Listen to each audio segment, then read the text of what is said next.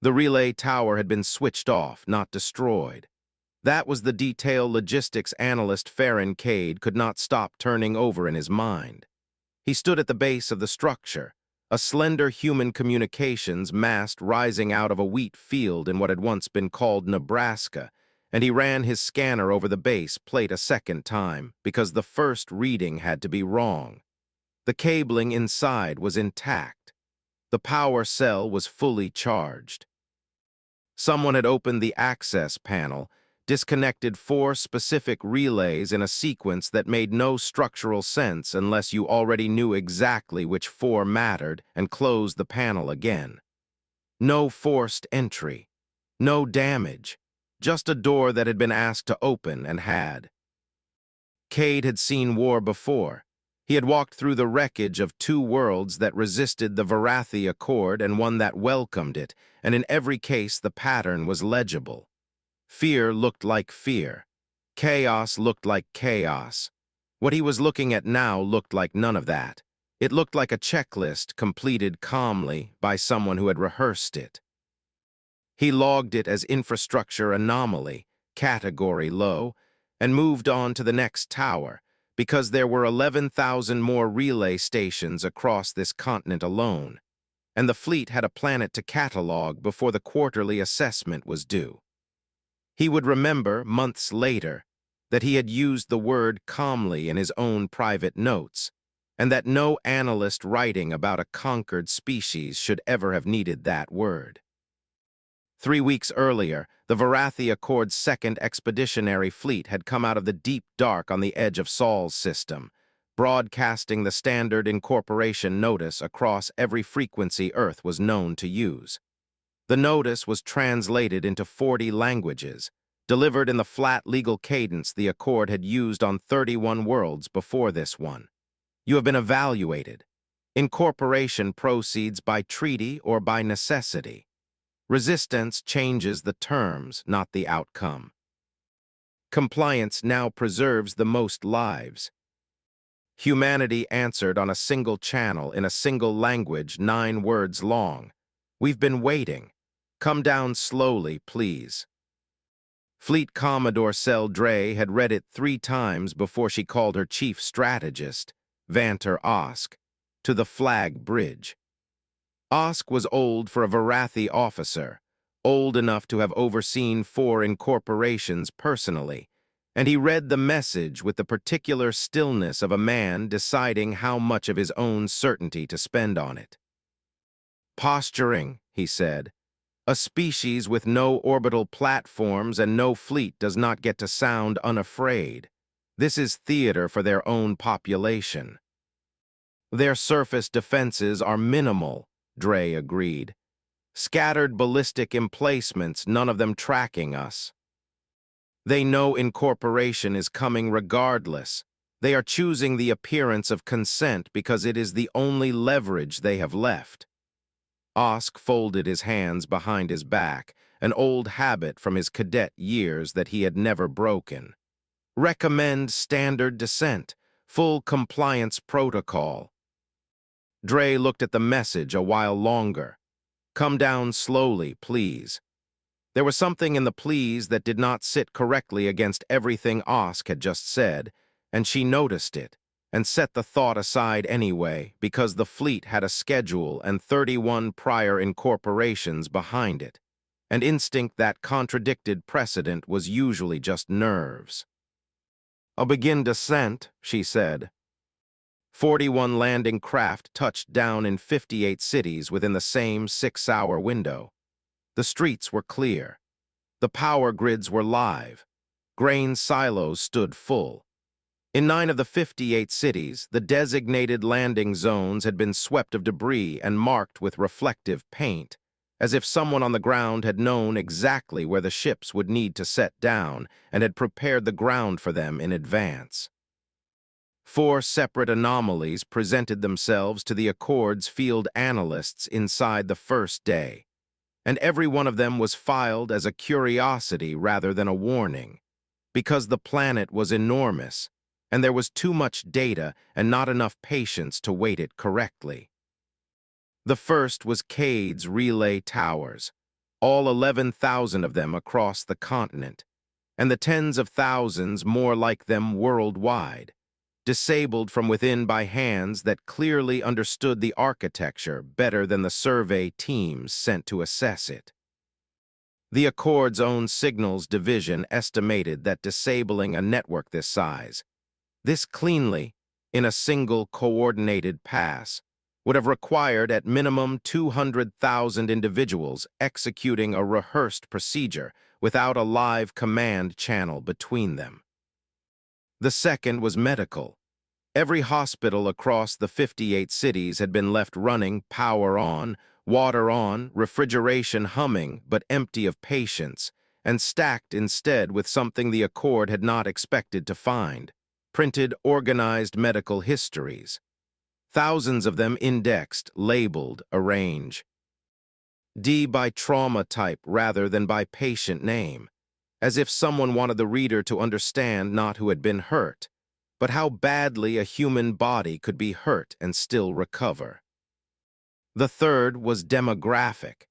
Every city's ration and utility records showed provisioning for a population between 26 and 31% larger than the number of humans the Accord could physically locate and account for on the surface. The fourth, and the one that took longest to notice because it did not look like data at all, was the wire. IN Chinese letter 9 of the 58 cities, buried at a consistent shallow depth beneath the cleared landing zones, survey drones found lengths of stripped copper cable, freshly cut, still faintly warm from a current that had run through them within the last hour before the ships touched down.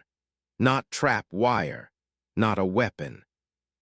Just cable, cut and left, as though something enormous had been connected to those exact points until moments before the fleet arrived, and had then been quietly disconnected and walked away. Osk read all 4 reports personally on the second day of occupation and filed each one under the same heading: population undergoing adjustment, expected behavioral noise.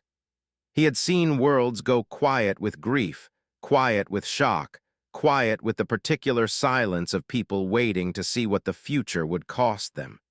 He assumed this was one of those silences. He did not yet understand that he was standing on top of something, and that the silence above ground was the least interesting part of what humanity had built.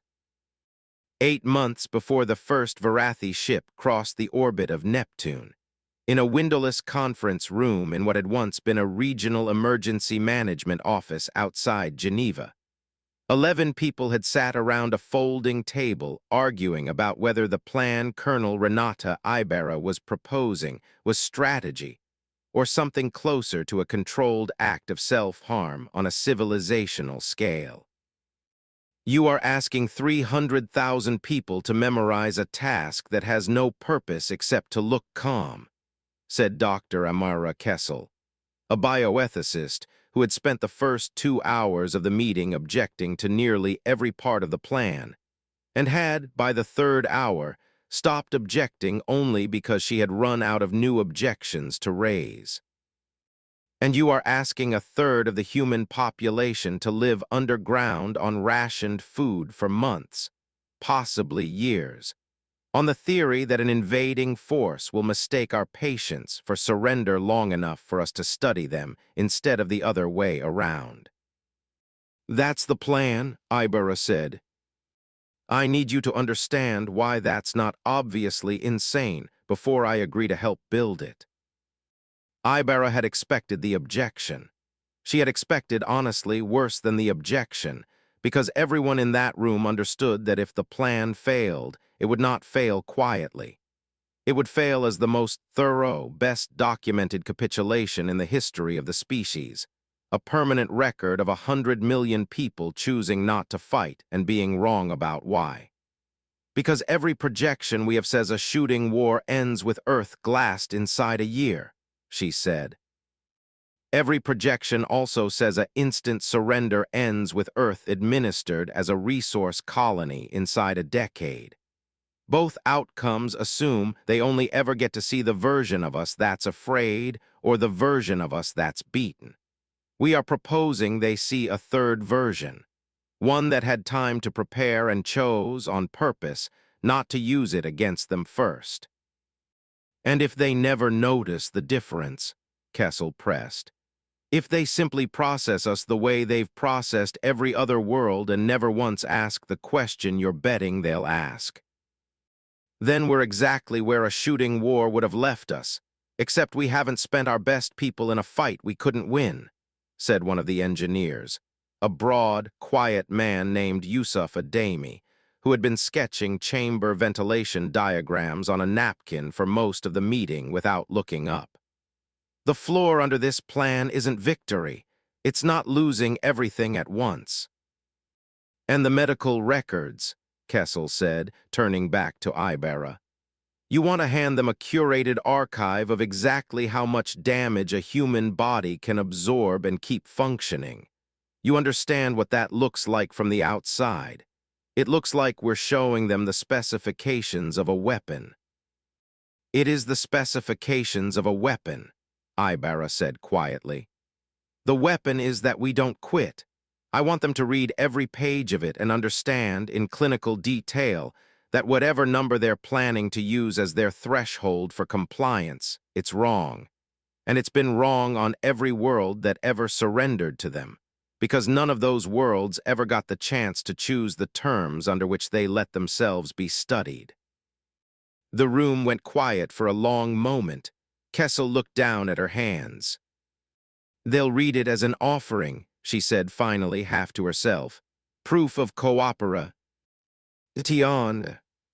For a while, Ibarra agreed. Right up until the moment they realize we picked exactly which pages to leave them, and exactly what conclusion we wanted them to draw from the ones we didn't.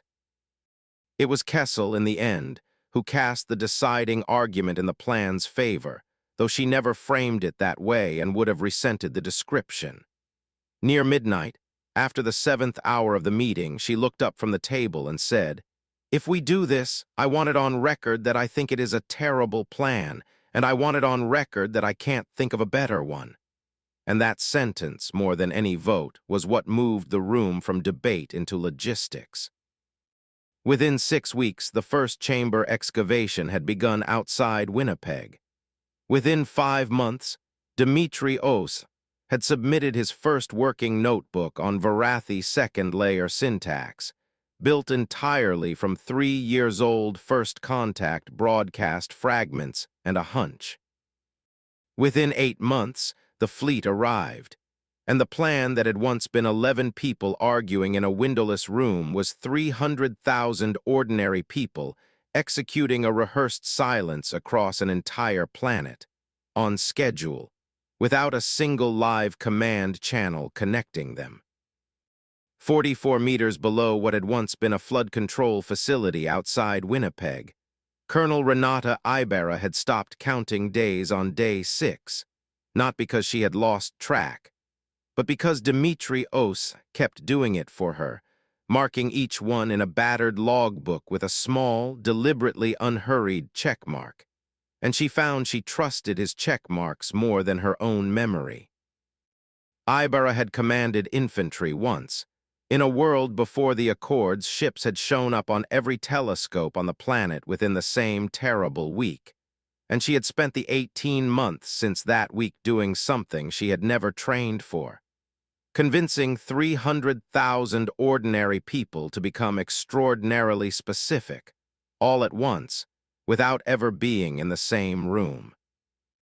Around her in the chamber sat 11 others, 2 structural engineers, a trauma physician named Caldwell who had not slept properly since the 4th day and refused to admit it, 3 off-duty soldiers who had volunteered before they'd even been told what for, 3 civilians recruited specifically because they were fluent in Hindi, Portuguese, and Swahili respectively, in case the eventual work required languages the Accords' translation matrices hadn't fully mapped.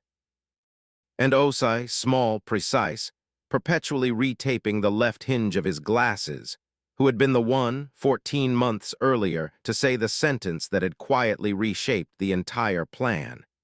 If they're smart enough to cross the dark between stars, they are smart enough to eventually understand anything we don't actively hide from them. So we should decide now what we want them to understand and when. You think Cade found the towers yet?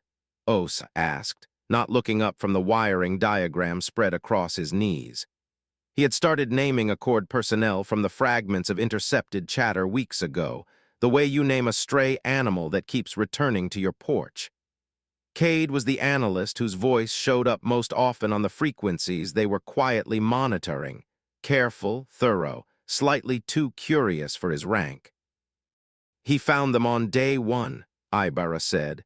Question is whether anyone above him cares. They won't, said Priya Nandan, one of the linguists, without looking up from her notebook. Not yet. It's too neat. Militaries don't trust neat. Neat reads as staged, and staged reads as safe to ignore. That's the bet, Ibarra agreed. That's always been the bet. The chamber had no official name and appeared on no Accord survey, because 8 months before the fleet's arrival, a team of engineers Ibarra had never personally met had spent 3 careful weeks stripping the flood facility above them down to bare concrete, removing anything that would register on a deep scan as active infrastructure, and rerouting its geothermal exhaust through the old storm drain network so that the heat signature of 12 living bodies read to any sensor above as background noise from aging municipal plumbing. It was one of 2,900 such chambers now occupied across 6 continents, each one stocked, sealed, and running on borrowed heat, holding roughly 29% of humanity's population in careful, patient silence, while the other 71% walked the streets above, cooperative, calm, and utterly unafraid in a way that no invading force had ever encountered before and had no framework to correctly read. Life in the chamber had settled by the 3rd week into a rhythm that none of them would have called comfortable, but that had at least stopped feeling impossible. There was a rotation for the hand-crank ventilation backup, in case the geothermal system ever tripped a fault the Accord sensors might notice. There was a rule, unspoken but absolute, that no 1D discussed the surface out loud during meals, because Caldwell had discovered on day 9 that talking about sunlight while eating reconstituted protein made at least 3 people in the chamber quietly miserable for the rest of the evening. There was a chessboard scratched into a spare storage crate with a knife, and a running tournament between Adami's youngest apprentice engineer, a 19-year-old named Theo Bright, who had been recruited for his hands rather than his age, and one of the soldiers, a taciturn corporal named Reyes, who had not lost a game in 11 days, and had stopped announcing his wins out of what Ibarra suspected was genuine embarrassment at how thoroughly he was winning. You could let him take one, Ibarra told Reyes once, watching Theo stare miserably at a board he had already lost. I could, Reyes agreed and did not. Above them, life on the surface had its own rhythm, one that was, by design, considerably harder to read. In the 3rd week of occupation, a Varathi patrol unit under a young officer named Halt moved through a residential district outside what had been Winnipeg's downtown core, cataloging infrastructure, and per standard procedure, observing civilian behavior for signs of unrest. They found none. What they found instead unsettled or Halt more than unrest would have. An elderly man watering a garden nodded to the patrol as it passed, the way he might have nodded to a delivery truck. A group of children playing some kind of ball game in a cul-de-sac paused only long enough to let the patrol's transport pass through, then resumed without comment. A woman at a bus stop.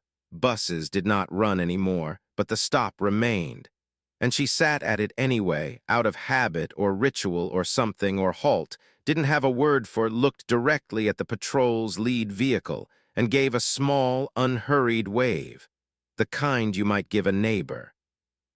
They are not afraid of us, or Halt reported that evening to a superior who filed the observation without much interest. That is the whole report. I don't have another way to say it. They should be afraid of us statistically, and they are not, and I don't understand what that means, and I don't think I'm supposed to be the one who has to figure it out. His superior told him that adjustment behavior varied by culture, and that he should focus on infrastructure cataloging. Or Halt did as he was told. He also, privately, began keeping his own notes, a habit he had picked up from nowhere in particular and could not have explained if asked.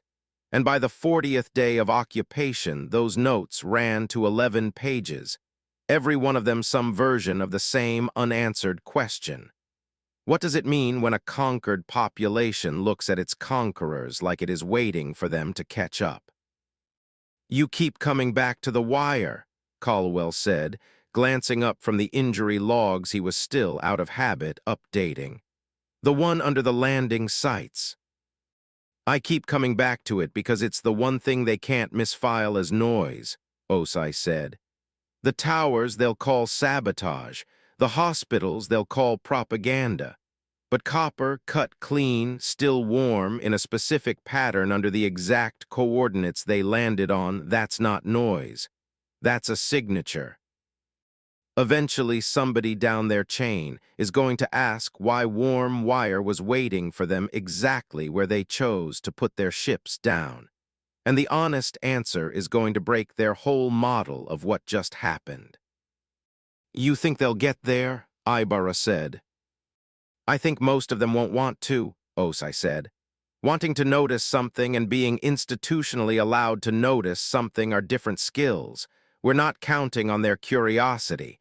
We're counting on the one or two people in their chain who can't help themselves." He looked up, and for a moment his voice lost its usual dry precision. "We're counting on someone like Cade." Arch-strategist Vanter Osk had, by the 11th day of occupation, developed a specific and stubborn discomfort that no report seemed able to resolve, because every individual report, taken alone, made a kind of sense, and it was only when he stacked them beside each other that the sense curdled into something else. He had personally overseen 40 compliance interviews.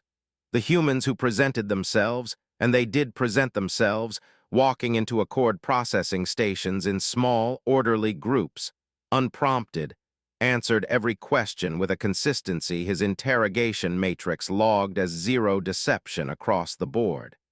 They named population centers accurately.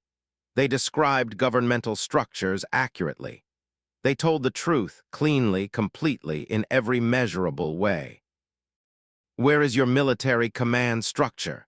he asked a woman across the table on the 11th day. She had introduced herself as a former city administrator, gray-haired, unhurried, with the specific stillness Osk had learned, across 4 prior incorporations, to associate with Eth. "Our total surrender, or something considerably more dangerous." "Reassigned," she said.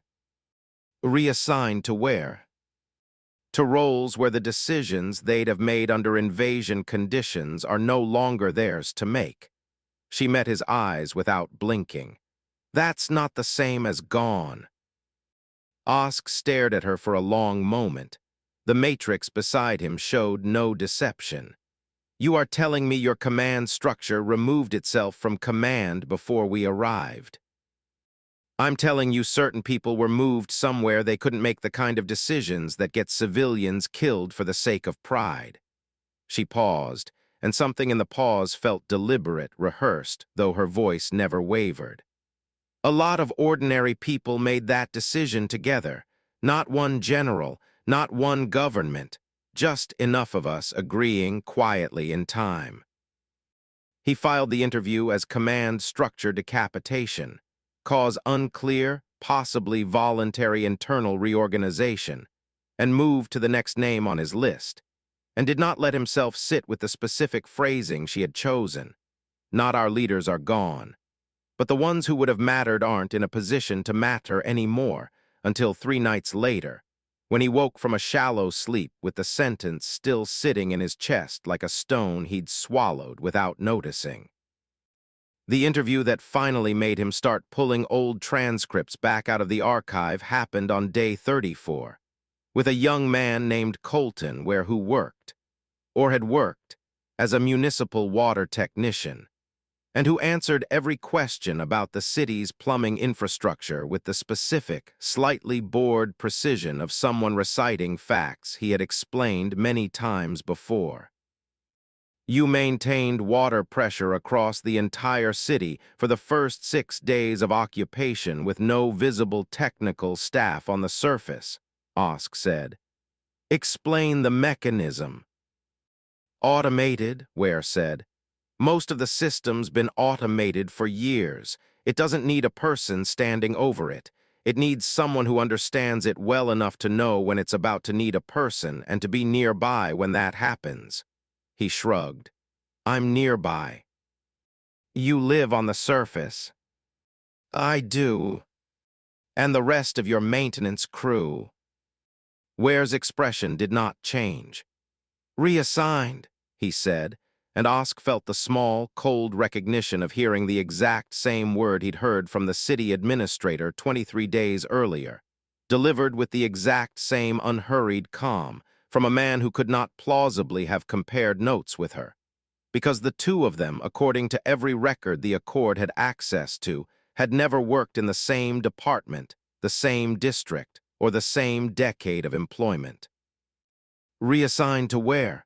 Osk asked, already knowing with a kind of tired certainty what shape the answer would take.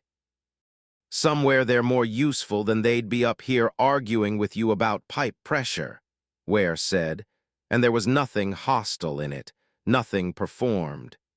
It was the tone of a man stating a fact he found neither impressive nor concerning.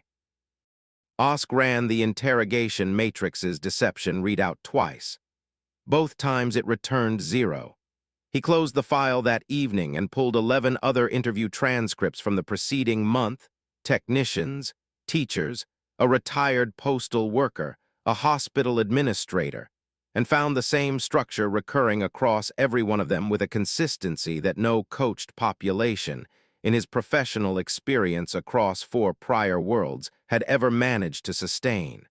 Not the same words. The same shape. As if every person in 58 cities had independently reasoned their way to an identical understanding of what could be said, and what should quietly be left unsaid, without ever needing to be told. He began, that night, keeping a private list of phrases separate from his official reports, because he no longer entirely trusted which of his observations his own chain of command would let him act on, and reassigned sat at the top of it, underlined twice. The signals division's misread cost the Accord 3 full weeks.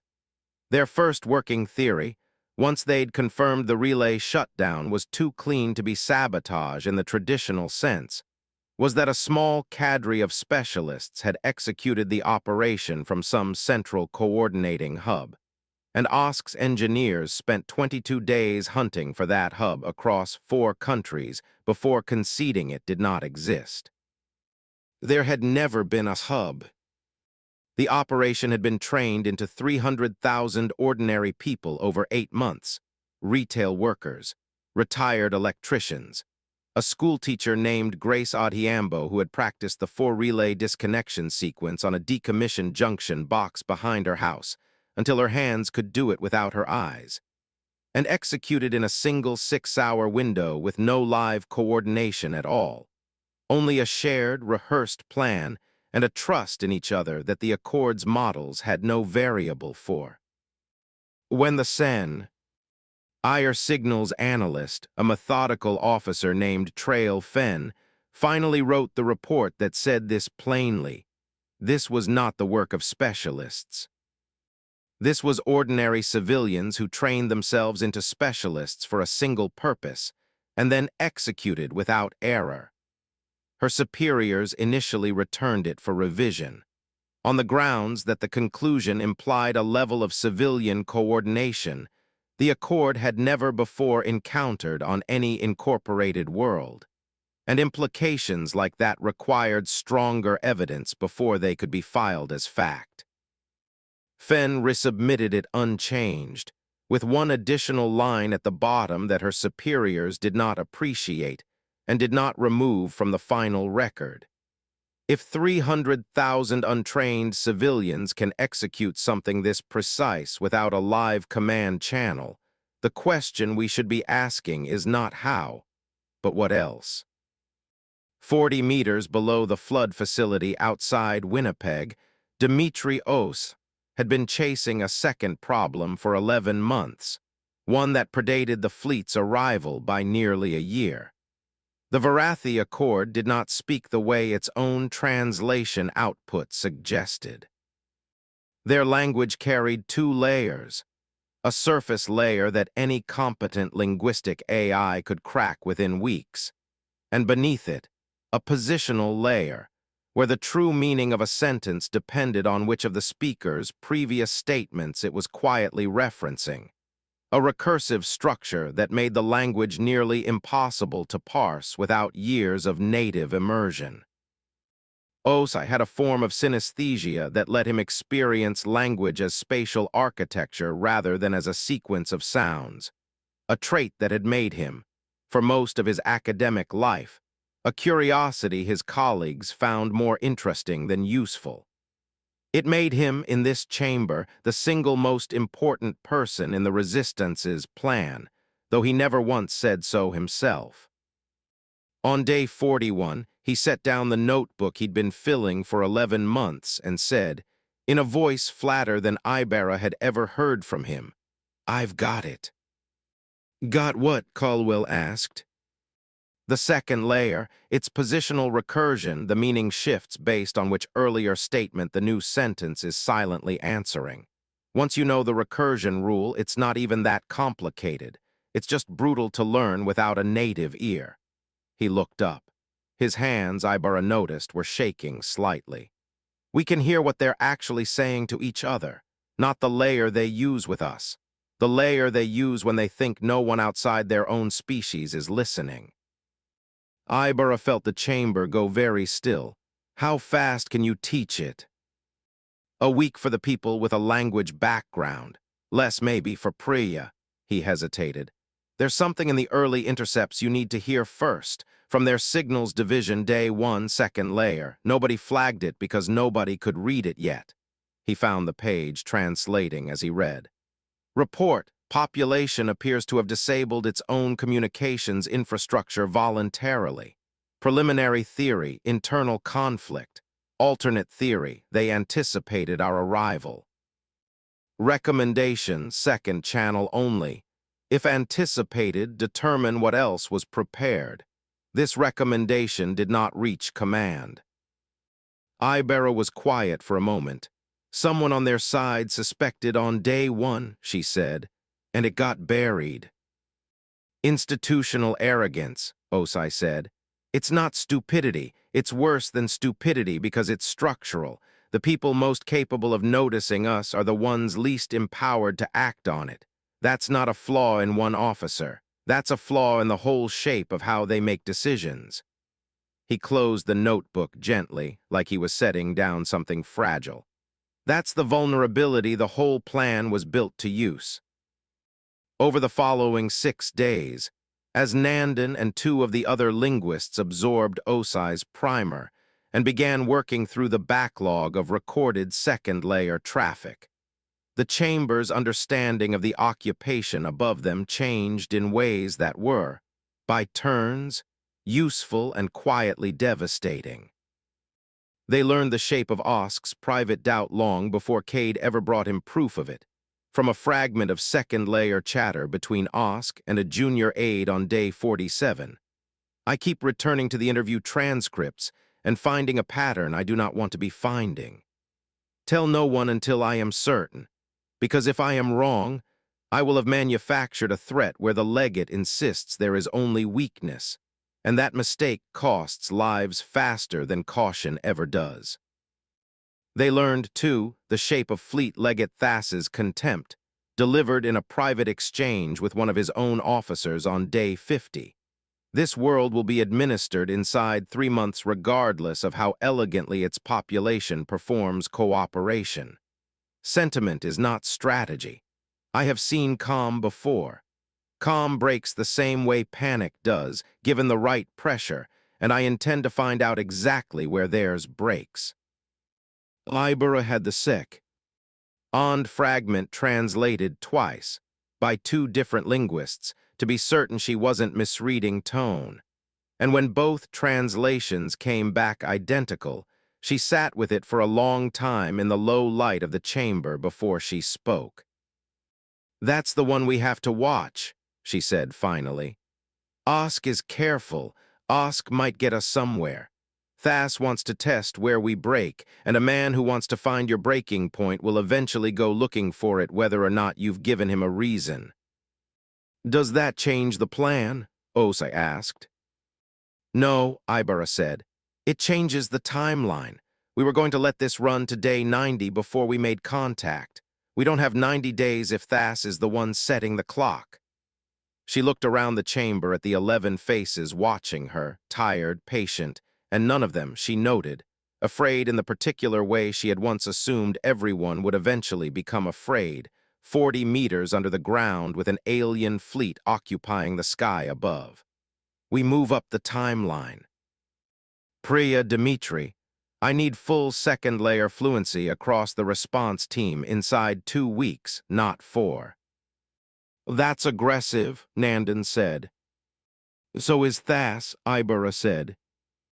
On day 52, a provisioning officer named Iset Pavo, cross-referencing food distribution ledgers left behind in city administration buildings, found a discrepancy she initially assumed was clerical error. Every city's stockpiles and ration routes had been sized for a population between 26 and 31% larger than the number of humans the Accord could currently locate and count. Her first instinct, correct, though she did not yet know it, was that a significant portion of the population was simply unaccounted for. Her second instinct, the one that made it into her report, was that the missing population had fled into rural areas ahead of the fleet's arrival, and Osk, still chasing the wire anomaly and the interview transcripts and Fenn's uncomfortable report, authorized survey sweeps of the countryside across 4 continents. The sweeps found small farming communities, isolated settlements, nothing that resembled a hidden military buildup, and Pavo received a commendation for catching the discrepancy even as the true explanation sat, quite literally, beneath the boots of every soldier walking those cities. 29% of humanity was not in the wilderness. It was underground, in nearly 3,000 chambers built and stocked and quietly powered over 8 months, in a network of storm drains, old transit tunnels, and decommissioned utility corridors that, laid flat, would have covered more surface area than most of the Accord's own member worlds had ever bothered to map. Osk brought Fenn's report, along with the interview transcripts and the demographic discrepancy Pavo had flagged, to a full command conference on day 55, and the conference did not go the way he had hoped. Fleet Legate Corin Thas, who had overseen more incorporations than anyone else in the 2nd Expeditionary Fleet, and had never once lost a campaign to what he liked to call sentimental hesitation, listened to the full presentation without interrupting, and then dismantled it in under 2 minutes. "Every piece of this is consistent with a population stalling," Thas said. "They cannot fight us conventionally. They know it. So they present cooperation on the surface while attempting to organize resistance in whatever pockets they can hide it in. It is not a new strategy. It is the oldest strategy a losing side has. The only unusual element is the scale of the theater around it." "I have looked for organized resistance for 55 days, Osk said. "I have found nothing." Then they are better at concealment than any world we've incorporated, Thas said, which argues for acceleration, not caution. The longer we allow this performance to continue, the more time they have to finish whatever preparation the wire and the fluctuations represent. I recommend we move directly to administrative phase. Full infrastructure control within 10 days. If there is an organized element beneath this cooperation, removing their ambiguity removes their leverage. And if there is no organized resistance, Osk said, if what we are looking at is not concealment but something else entirely, a species that chose not to fight for reasons that have nothing to do with weakness, then acceleration is the single fastest way to convert a species willing to negotiate into a species that concludes negotiation was never actually on offer. Fleet Commodore Dre, who had said little through the exchange, looked between the two of them for a long moment. Strategist Osk, you are proposing that an entire incorporated species is, in effect, conducting an assessment of us, that we are the ones being evaluated. I am proposing that every anomaly we have treated as noise fits that explanation better than it fits any explanation we've used on the previous 30-o. Ni worlds, Osk said. I am proposing that the absence of resistance is not the absence of capability. It is a choice, and I do not yet know what the choice is in service of, and I would like 10 more days to find out before we do something that cannot be undone. Thas's expression did not change, but his voice hardened. 10 days is a luxury we extend to worlds that have earned caution through demonstrated strength. This world has demonstrated nothing but an unusually calm surrender. I will not recommend we treat calm as a threat category on the basis of a hunch. Dre was quiet for a moment longer. Compromise, she said finally. Administrative preparations continue on schedule. Implementation timeline extends by 14 days, not accelerates. Strategist Osk, you have that window to bring me something conclusive. Legate Thas, if he does not, we proceed on your timeline without further delay. She looked at both of them in turn. I would like, for once, to be right about a world before we finish incorporating it rather than after. Thas accepted the compromise with visible reluctance, and left the conference certain he would be proven correct within the fortnight. Osk left it with the specific, hollow feeling of a man who has just been given exactly as much time as he asked for, and does not, in his own private estimation, believe it will be enough. It was Farron Cade, the relay analyst, who finally connected the pieces, and he did it the slow, unglamorous way, not through insight, but through refusing to stop looking at a detail everyone else had already filed away. He had not stopped thinking about the warm wire since the first day. On day 59, reviewing power grid telemetry for an unrelated infrastructure audit, he noticed brief, rhythmic load fluctuations recurring across dozens of substations, fluctuations too consistent in their irregularity to be genuine noise. He flagged it. His supervisor ran it through standard analysis, found nothing statistically actionable, and told him to log it as secondary and move on. He logged it. He also, on his own time, over the next 19 days, mapped every fluctuation event he could find across the continental grid. And when he finally overlaid that map against the survey data on old civil infrastructure, his hands went still on the console. The pattern was everywhere. Tens of thousands of nodes, humming in careful, rehearsed irregularity, forming a shape too large and too coordinated to be anything but deliberate. And it sat directly beneath the same cities the Accord had spent nearly 2 months calling pacified. He wrote a report. He marked it urgent. He attached a note that was not standard procedure and that he included anyway. I filed the warm wire as low priority on day 1. I am asking whoever reads this not to make that mistake twice.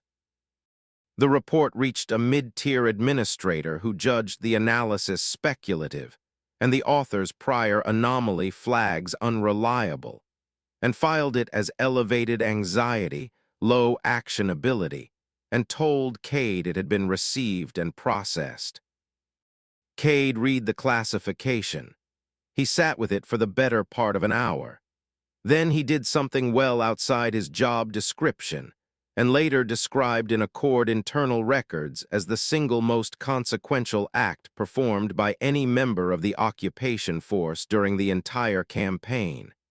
He walked directly to Arch Strategist Osk's office and put his map on the desk without waiting to be announced. "They're underground," he said. "All of it, the wire, the power fluctuations, the missing 29% from the ration ledgers. It's the same population. They've been beneath us this entire time, and we've been calling the surface pacified." Osk looked at the map for a long time. The specific discomfort he'd been carrying since the interview on day 11 tightened into something with an edge to it. "How many?" he asked. "Conservatively, between a quarter and a third of the total population." Cade kept his voice level with visible effort. "They didn't flee. They went down, and they've been listening the entire time we thought we were the only ones learning anything." Osk said nothing for a long moment. He was thinking about the woman who had said the ones that would have mattered with such careful precision, about medical archives arranged to show not weakness, but the exact ceiling of what a human body could endure and still function, about a 9-word message that had read, unmistakably now, as an invitation rather than a surrender. "We assumed we were the ones studying a new subject," he said finally, quietly. "I think we have had it backward from the first day. I think we are the subject. I think we have been the subject since before we landed."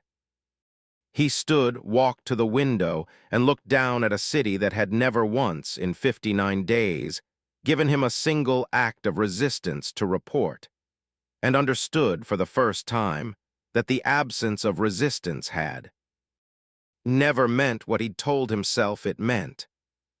Before he went to Dre, he went to Thas, because the compromise from day 55 had bound him to bring conclusive evidence to the full command, and he wanted the legate to hear it from him directly rather than second-hand, in a room where Thas could not later claim he hadn't been given the chance to weigh it fairly. Thas read Cade's map without any visible change of expression, the way a man reads a report he has already decided how to categorize. "Concealment," he said when he finished. "This confirms exactly what I told you on day 55. An organized population, hiding a substantial portion of its numbers, waiting for an opportunity. I recommend we treat this as confirmation of hostile intent and proceed immediately to forced extraction of underground locations." "They have made no hostile move in 59 days, Osk said. "Not one. No sabotage against personnel, no ambush, no weapon fired. A population preparing an opportunity for violence does not spend 2 months stocking hospitals for an occupying force and clearing landing zones in advance of their own invasion." "Then explain the wire," Thas said. "Explain a network large enough to hide a third of a species without our sensors catching it in 59 days. Explain why, if their intentions are peaceful, they have not simply told us any of this." "I don't have that explanation yet," Osk admitted. "I am telling you I do not believe forced extraction is a decision we can undo once it's made. And I am telling you every anomaly on this map is more consistent with a population conducting an assessment of us than a population preparing an ambush. I am asking for the chance to open a channel before you turn nearly a third of this planet's people into a battlefield you cannot walk back from." Thas was quiet for a long moment, and something in his face for just a moment was not quite as certain as his voice had been. "You have 12 hours, he said finally. Bring the Commodore something more than a theory, strategist, or I will bring her a decision, and it will not require your theory to execute." Osk left the office already composing in his head the message he would send Dre within the hour. "Get me Fleet Commodore, Dre," he said to his aide. "Tell her I was wrong about what we're standing on. Tell her we need to talk before the administrative transition, not after, and tell her Legate Thas has given us 12 hours to prove it matters." The signal that reached Colonel Ibarra's chamber on day 63 was not a power fluctuation. It was a voice, rooted through the modified receiver her engineers had spent 9 weeks assembling from salvaged components. And Priya Nandan, monitoring the line, looked up with an expression Ibarra had never seen on her before, something caught between scholarly triumph and pure old animal fear. "They're asking for whoever is running this," Nandan said. "Second layer, they don't know your name, they know you exist." Ibarra took the headset. She thought briefly of a meeting 8 months earlier that had run 6 hours and left every person in the room quietly shaken by what they were agreeing to build, and of Caldwell asking her, more than once, whether showing an occupying force exactly how much pain a human body could survive was a gift or a threat, and her own answer at the time, which had felt certain then and felt smaller now, 40 meters under the ground with the moment finally arriving. "Because they'll study the line instead of testing it." She put the headset on. "This is Ibarra," she said, first in careful accord surface layer, then deliberately in the second layer Osa had spent 11 months building from nothing. "And before you say anything else, we can hear both layers. We have been able to for some time." 4 seconds of silence on the other end. Then a voice she would come to know as Osk, in the exact, careful tone of someone who has just understood something enormous and has decided, for now, to stay calm about it. "How long?" "Full comprehension, 6 days. Working fluency, 23. She let that sit. "We heard the command conferences, the transition timeline. Every discussion your officers thought was private because it was in the layer we weren't supposed to be able to read." "You could have used that." "We could have," Ibarra agreed. "For 63 days, we could have done a great deal we chose not to do. We didn't hold back because we were afraid of what happens after. We held back because we'd already decided, before your fleet ever crossed into this system, what kind of relationship we wanted at the end of this, and what we're prepared to spend to get there."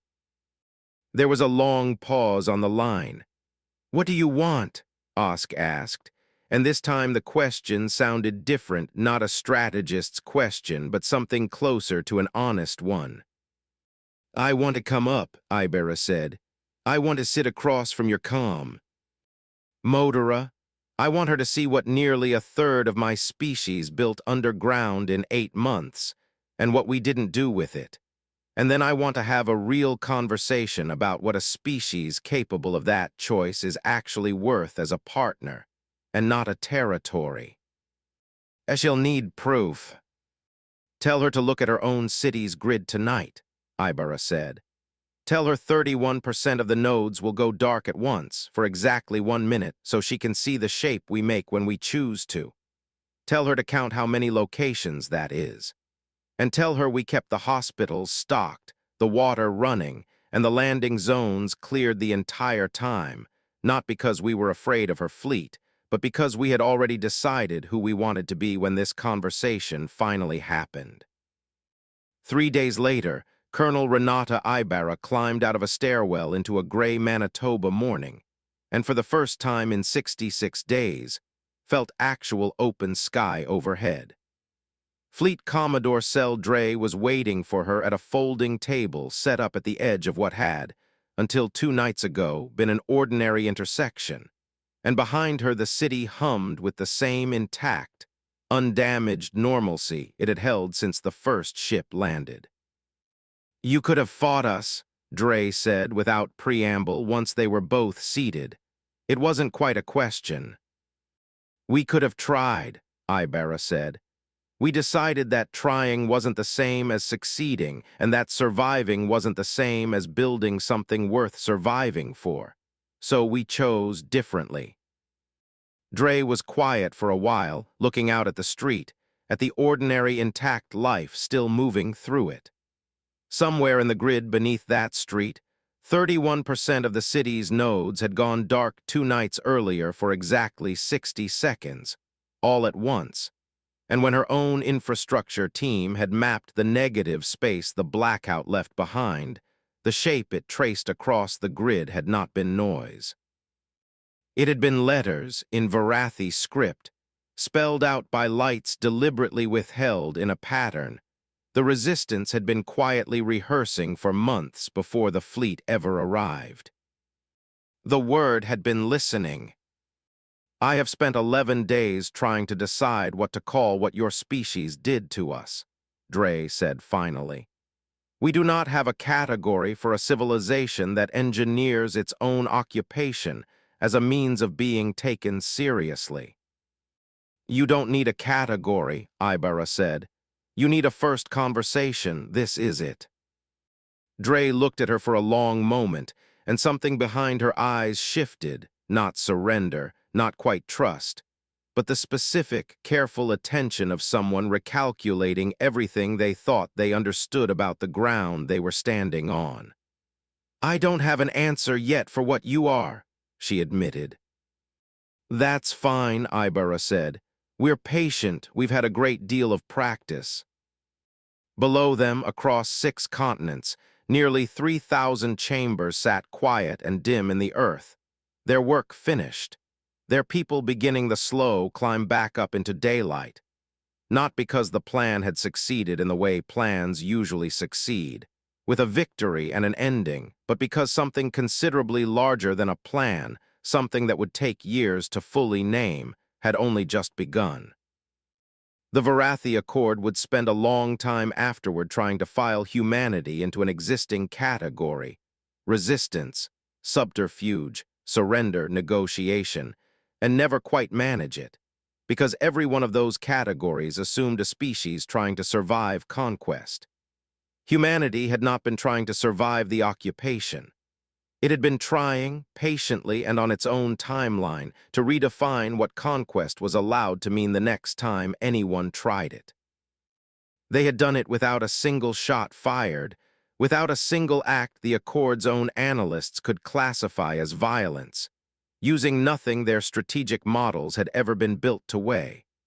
A willingness to spend 2 months in the dark, on rationed food and borrowed heat, waiting for the exact moment an occupying force was finally ready to hear a species say, in a language it hadn't known it was being taught, hello.